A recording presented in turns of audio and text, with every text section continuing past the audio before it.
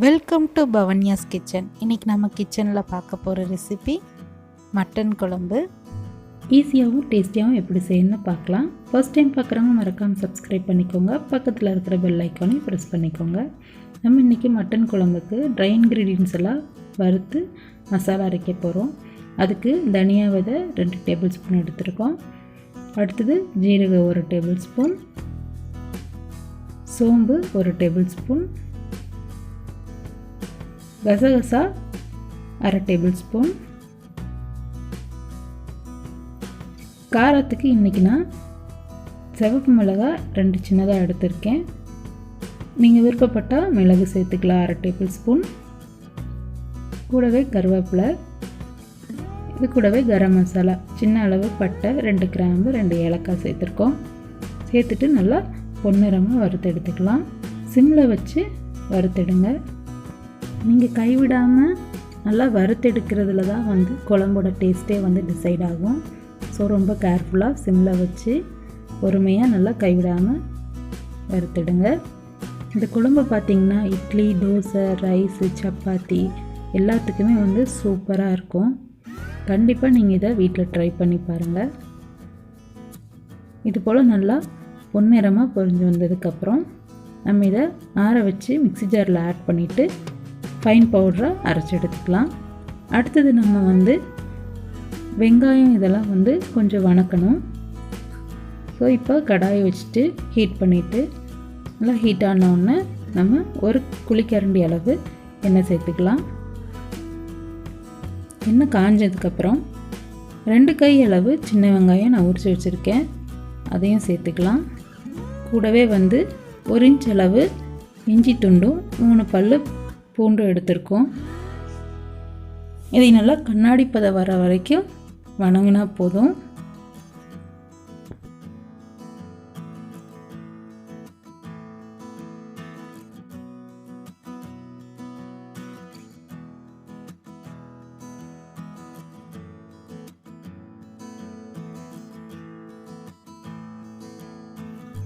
இது போல் வெங்காயம் வதங்கி வந்ததுக்கப்புறம் 2 டேபிள் ஸ்பூன் அளவு தேங்காய் துருவலை நம்ம சேர்த்துட்டு மிக்ஸ் பண்ணிக்கலாம்.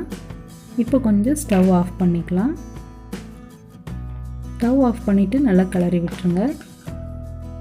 தேங்காய் கொஞ்சம் சூடானாவே போதும்.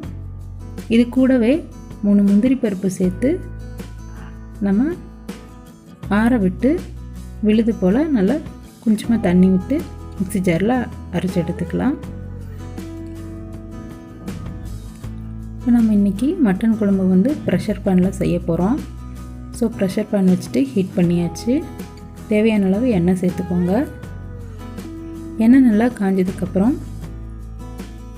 ஒரு பிரிஞ்சி இலையும் ஒரு சின்னதாக ஒரு பட்டையும் சேர்த்துட்டு தாளிச்சிக்கலாம்.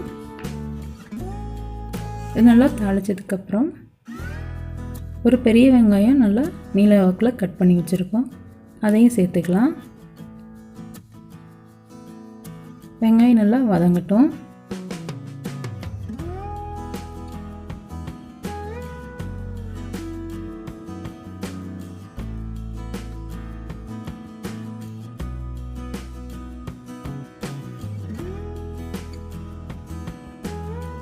வெங்காயம் டிரான்ஸ்பரண்ட்டாக வதங்கினதுக்கப்புறம் நம்ம ஒரு பெரிய தக்காளியை சின்னதாக கட் பண்ணி வச்சுருக்கோம், சேர்த்துட்டு நல்லா வதக்கிக்கலாம்.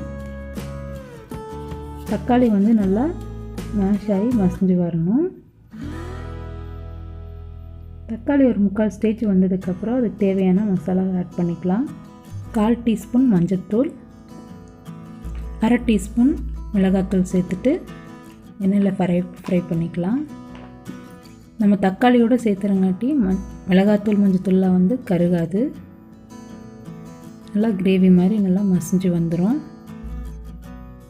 இது ரெடி ஆனோன்னா நம்ம 1/4 கிலோ அளவு மட்டன் வாஷ் பண்ணி வச்சுருக்கோம், அதை ஆட் பண்ணிக்கலாம்.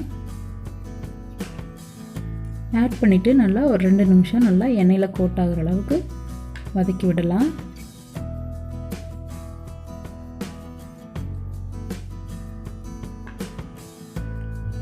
இந்த ஸ்டேஜில் மட்டனுக்கு தேவையான 1 டேபிள் ஸ்பூன் உப்பும் நம்ம வறுத்து அரைச்சி வச்சுருக்கிற மசாலாவையும் ஆட் பண்ணி வதக்கிக்கலாம். இந்த மசாலா வந்து நல்லா மட்டனோட கோட் ஆகணும். ஒரு 2 நிமிஷம் போல் நல்லா வதக்கிட்டு நம்ம கொஞ்சம் தண்ணி ஊற்றிடலாம். மட்டன் கொஞ்சம் அந்த எசன்ஸ் வந்து இறங்கணும் மட்டனில். பாருங்கள், இப்போ பார்க்குறக்கே மட்டன் சுக்கா மாதிரி இருக்குது. நம்ம அந்த மசாலா பர்ன் ஆகிறதுக்கு இல்லாமல் நம்ம கொஞ்சம் தண்ணி ஆட் பண்ணிக்கலாம். 1 டம்ளர் தண்ணி ஆட் பண்ணி நம்ம வந்து வேக விட்டுருக்கோம். இந்த தண்ணி வந்து கொதிக்கிற அளவுக்கு நம்ம வந்து 2 நிமிஷம் போல் விட்டுறலாம்.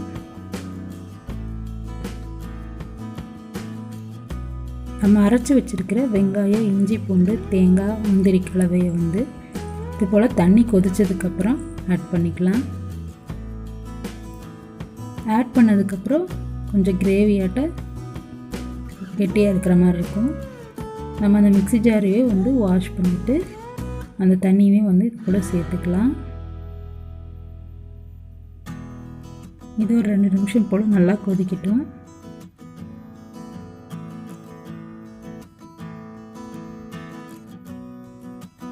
நல்லா மிக்ஸ் பண்ணி விடுங்க. தேவையான அளவு தண்ணி சேர்த்துக்கோங்க. கொஞ்சம் கட்டி தட்டுற மாதிரி இருந்ததுன்னா நீங்கள் உங்களுக்கு தேவையான அளவு தண்ணி சேர்த்துக்கலாம். உப்பு காரெல்லாம் இந்த ஸ்டேஜில் கரெக்ட் பண்ணிவிட்டு நம்ம இது போல் கொதி வந்ததுக்கப்புறம் ப்ரெஷர் பேனை மூடி போட்டு க்ளோஸ் பண்ணிவிட்டு விசில் ஆட் பண்ணிக்கலாம். 4 விசில் விடுங்க. சூப்பரான மட்டன் குழம்பு ரெடி ஆயிரும். சூடாக கேஸ் விட்டதுக்கப்புறம் பரிமாறுங்க. உங்களுக்கு இந்த ரெசிபி பிடிச்சிருக்குன்னு நினைக்கிறேன். பிடிச்சிருந்தால் லைக் பண்ணுங்கள், ஃப்ரெண்ட்ஸ் கூட ஷேர் பண்ணுங்கள், செய்து பார்த்துட்டு கமெண்ட் பண்ணுங்கள். தேங்க்ஸ் ஃபார் வாட்சிங்.